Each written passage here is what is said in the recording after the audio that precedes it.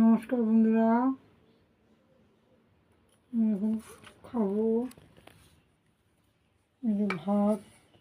বন্ধুরা, এই যে ভাত, এখানে আছে আলু সিদ্ধ, এখানে আছে শাক ভাজা, কুলেখাড়া দিয়ে আর এমনি ডাঁটা শাক দুটো মিলিয়ে ভাজা করেছি।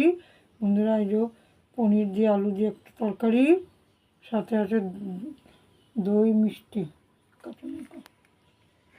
তোমরা পাশে থেকো বন্ধুরা, ভালো থেকো। চারিদিকে বৃষ্টি হচ্ছে, সাবধানে থেকো। লাইক করে দিও, সাবস্ক্রাইব করে দিও বন্ধুরা।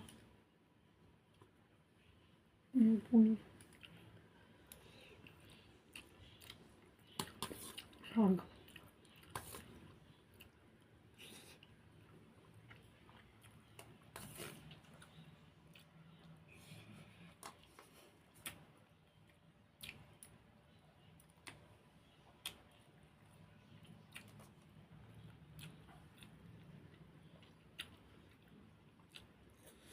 খুব ভালো হয়েছে, শাকটা খুব সুন্দর,